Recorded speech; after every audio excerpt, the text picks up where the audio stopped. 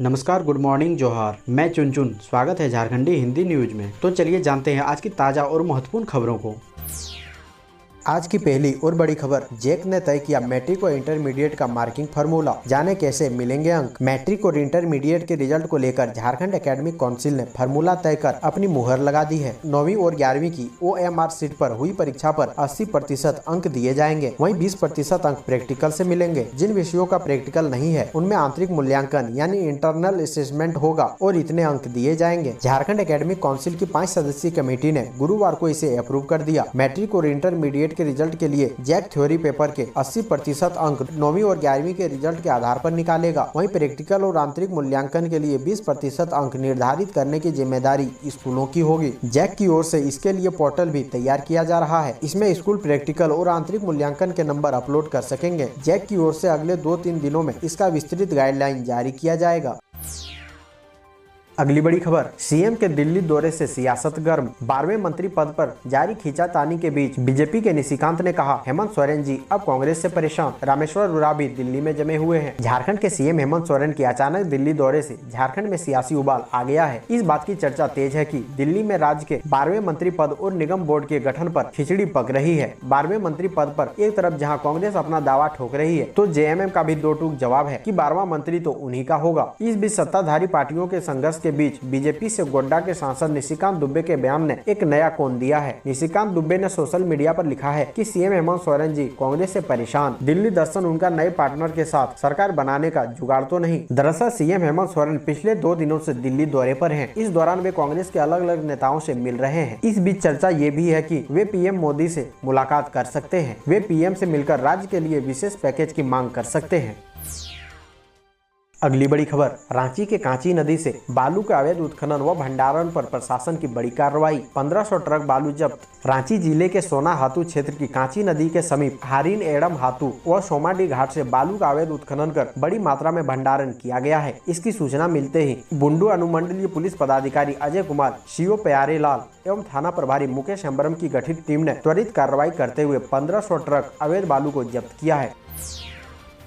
अगली बड़ी खबर, चक्रधरपुर विधायक सुखराव उरांव कोरोना काल में खर्च किए करीब 3 करोड़ रुपए, ग्रामीणों को मिला लाभ। झारखंड में 81 विधायक हैं। कोरोना संक्रमण के दौर में सभी विधायकों ने अपने अपने स्तर से वैश्विक महामारी से लड़ने का प्रयास किया। इसमें पश्चिमी सिंहभूम जिला अंतर्गत चक्रधरपुर विधानसभा क्षेत्र के विधायक सुखराव उरांव एक ऐसे विधायक निकले जिन्होंने कोरोना संक्रमण की पहली और दूसरी लहर में अपने विधानसभा क्षेत्र की जनता को बचाने और सेवा करने में 2 करोड़ 81 लाख रुपए यानी करीब 3 करोड़ रुपए खर्च कर दिए। इनमें से कुल रकम विधायक कोष और कुछ उनके वेतन मद के थे। राशि देने के अलावा वह खुद भी शारीरिक रूप से उपस्थित रहकर जनता की सेवा में लीन रहे। यही कारण है कि भारतीय रेड क्रॉस सोसाइटी की ओर से उन्हें कोरोना योद्धा का सम्मान दिया गया। दोस्तों, अभी तक वीडियो को लाइक नहीं किए हैं तो कृपया करके लाइक जरूर करें। अगली बड़ी खबर, ग्रामीणों ने पकड़ा 12 फीट का अजगर। जामा थाना क्षेत्र की थानपुर पंचायत के मंझियानडी गांव में गुरुवार को एक अजगर सांप को ग्रामीणों ने पकड़ लिया। देर शाम तक सांप उनके कब्जे में था। अजगर अमित कुमार राय की 4 दीवारी के पास झाड़ी में था। वहां खेल रहे बच्चों की नजर पड़ी तो उन्होंने शोर मचाया। स्वजनों ने आकर देखा तो अजगर झाड़ी में दुबका हुआ था। ग्रामीणों ने बैडमिंटन के जाल से सांप को पकड़ लिया और जामा थाना को इसकी सूचना दी। थाना प्रभारी जितेंद्र कुमार सिंह ने बताया कि वन विभाग को इसकी सूचना दे दी गई है।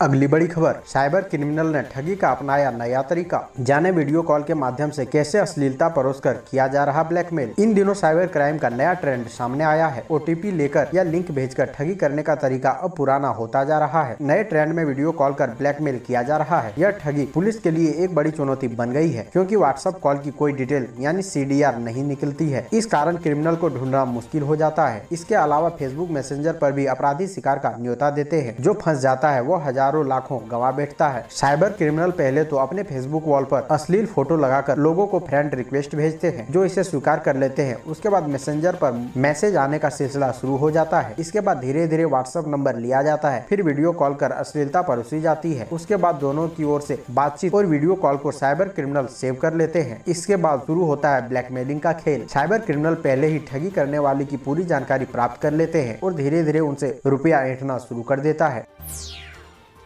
अगली बड़ी खबर, जून का कोटा 14 दिन पहले ही पूरा। राज्य में 81% और रांची में 117% ज्यादा बारिश। यास तूफान और समय से एक दिन पहले मानसून आने से पूरे राज्य में औसतन से ज्यादा बारिश हो चुकी है। बुधवार सुबह से ही रुक रुक कर बारिश होती रही। जून का कोटा 14 दिन पहले ही पूरा हो चुका है। झारखंड में जहां अब तक 81% ज्यादा बारिश हुई है, वहीं राजधानी रांची में 117% ज्यादा बारिश हो चुकी है। पिछले साल 2020 में 16 जून तक 14% कम बारिश हुई थी। मौसम विभाग रांची के अनुसार रांची में 73.3 मिलीमीटर बारिश होनी थी, लेकिन 158.9 मिलीमीटर ज्यादा बारिश हुई है। वहीं पूरे झारखंड में 71.4 मिलीमीटर बारिश होनी थी, जबकि 129.1 मिलीमीटर ज्यादा हुई। वहीं पलामू का सुखाड़ दूर होता दिख रहा है। धनबाद जमशेदपुर में भी जून में होने वाली बारिश का कोटा पूरा हो चुका है। इधर राज्य के कई हिस्सों में मूसलाधार बारिश से नदियां तूफान पर है। कई जिलों के निचले इलाके में पानी भर गया है।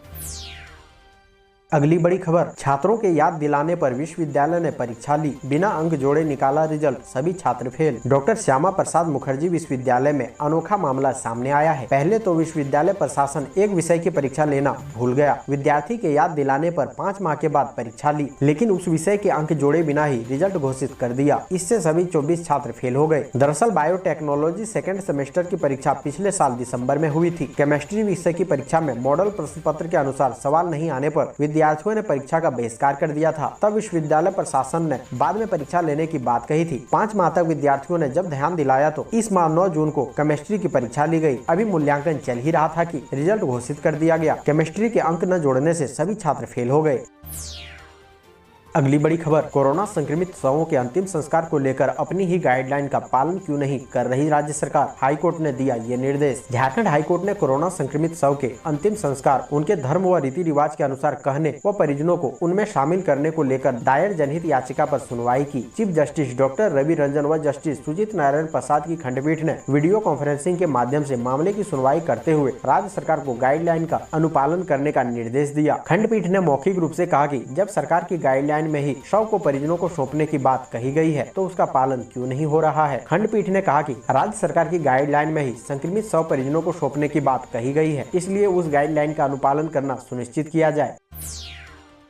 अगली बड़ी खबर, संथाल परगना के इन 4 जिलों में खुलेगा वाटर टेस्टिंग लैब। आपके पानी में कितना है पीएच आप जान पाएंगे। केंद्र सरकार के पेयजल एवं स्वच्छता विभाग द्वारा प्रोग्राम मैनेजमेंट यूनिट के माध्यम से देवघर, जामताड़ा, गोड्डा व पाकुड़ में वाटर टेस्टिंग लैब खुलेगा। पेयजल एवं स्वच्छता विभाग ने इसका टेंडर गत 16 जून को जारी किया है। पेयजल एवं स्वच्छता विभाग के चीफ इंजीनियर के ऑफिस में 23 जून को टेंडर की प्रक्रिया शुरू होगी और आगामी 5 जुलाई 2021 तक टेंडर की प्रक्रिया पूरी हो जाएगी। राज्य के प्रत्येक जिले में विभाग द्वारा स्थल चयनित कर वाटर टेस्टिंग लैब तैयार किया जाएगा। वाटर टेस्टिंग लैब खुल जाने से जिले भर में सप्लाई वाटर, मिनरल वाटर समेत हर तरह के जल की जांच की व्यवस्था हो जाएगी।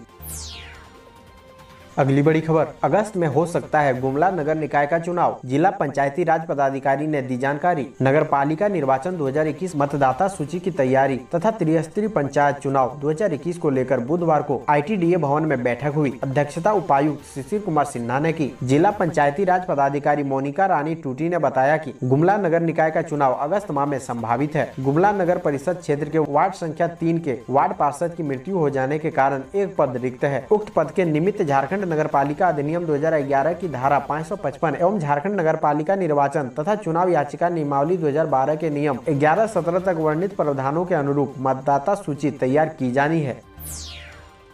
अगली बड़ी खबर, सदर अस्पताल में कोरोना से मौत की ऑडिट के लिए बनी कमेटी। मौत कैसे, कहां और किस वजह से हुई पता लगाएगी। राज्य में कोरोना की दूसरी लहर में अस्पतालों में मौत का मंजर दिखाई पड़ रहा था। स्थिति थोड़ी भी गंभीर होने पर मरीजों की मौत हो जा रही थी। रांची सदर अस्पताल में 318 बेड पर मरीजों का इलाज चल रहा था। 240 ऑक्सीजन सपोर्टेड और 60 ICU बेड पर मरीज भर्ती थे। अब दूसरी लहर का कहर कम होने के बाद सदर अस्पताल में कोरोना के इलाज के दौरान हुई मौतों की ऑडिट होनी है। ऑडिट के लिए कमेटी का गठन किया गया है। कमेटी के अध्यक्ष डॉक्टर शशि भूषण खालखो ने बताया कि मौत की ऑडिट के लिए जानकारी इकट्ठा की जाएगी। सदर अस्पताल में इलाज के दौरान कोरोना से हुई मौतों की जानकारी जुटाई जा रही है। मौत किस वजह से हुई, समस्या कहां और कैसे हुई, इसकी जानकारी भी ली जाएगी। उन्होंने कहा कि जानकारी लेने के बाद समस्या को ठीक किया जाएगा ताकि भविष्य में ऐसी घटना की पुनरावृत्ति न हो। सदर अस्पताल में लोगों के बेहतर इलाज मिले और मौत कम से कम हो, यह सुनिश्चित किया जाएगा।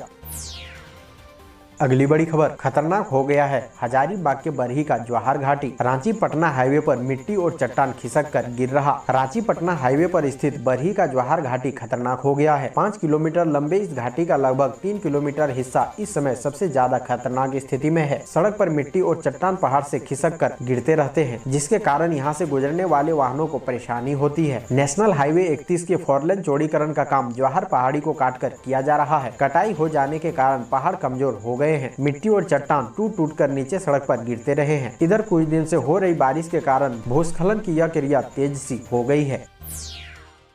अगली बड़ी खबर, धनबाद को 11,200 डोज मिले। 19 व 20 को 18+ को वैक्सीन। आज दोपहर 1 बजे से होगी स्लॉट बुकिंग। स्वास्थ्य विभाग को कोविशील्ड के 11,200 डोज बुधवार को मिले, लिहाजा वैक्सीन मिलने के बाद इंतजार कर रहे 18+ को वैक्सीनेशन की आस बंधी है। वैक्सीन का स्टॉक कम रहने के कारण धनबाद में 2-3 दिन से 18+ एज ग्रुप के लिए गिने चुने सेंटर बनाए जा रहे थे। मंगलवार को शहर में एक भी सेंटर नहीं बनाया गया। वैक्सीन मिलने के बाद जिला टीकाकरण पदाधिकारी डॉक्टर विकास कुमार राणा ने बताया कि 19 व 20 जून को 18+ का वैक्सीनेशन होगा। इसके लिए स्लॉट बुकिंग 18 जून को दिन के 1 बजे से शुरू होगी। हालांकि मोबाइल यूनिटों के जरिए शहर में गुरुवार को 18 से 44 वर्ष के 60 लोगों को टीका दिया गया। अगली बड़ी खबर, झारखंड के खूंटी व गिरिडीह में खुलेंगे मेडिकल कॉलेज। केंद्र ने 15 दिनों में मांगी डीपीआर। झारखंड में 2 नए मेडिकल कॉलेज और खुलेंगे। केंद्र सरकार ने प्रधानमंत्री स्वास्थ्य सुरक्षा योजना के तहत राज्य के 2 जिलों में खूंटी तथा गिरिडीह में नए मेडिकल कॉलेज के निर्माण की स्वीकृति दे दी है। केंद्रीय स्वास्थ्य मंत्रालय ने राज्य सरकार को इसकी जानकारी देते हुए दोनों मेडिकल कॉलेजों के लिए अलग अलग डीपीआर 15 दिनों के भीतर उपलब्ध कराने को कहा है, ताकि उसके अनुसार राशि आवंटित की जा सके। इधर केंद्र की स्वीकृति मिलने के बाद राज्य सरकार ने डीपीआर तैयार करने की कार्रवाई शुरू कर दी है। अगली बड़ी खबर, जुलाई शैक्षणिक सत्र 2021 के लिए बढ़ गया री रजिस्ट्रेशन का समय, जाने लास्ट डेट। इग्नू के विभिन्न शैक्षणिक कार्यक्रमों के माध्यम से पठन पाठन करने वाले छात्र छात्राओं को री रजिस्ट्रेशन करने का एक मौका और दिया गया है। विद्यार्थियों को री रजिस्ट्रेशन कराने के लिए तिथि को विस्तार करते हुए अंतिम तिथि 30 जून निर्धारित की गई है। यह री रजिस्ट्रेशन जुलाई शैक्षणिक सत्र 2021 के लिए हो रहा है। यह सुविधा देश के साथ साथ विदेशी छात्र छात्राओं को भी दी जा रही है। इग्नू की ओर से छात्र छात्राओं को बताया गया है कि जो रजिस्ट्रेशन कराना चाहते हैं उन्हें ऑनलाइन आवेदन करना होगा।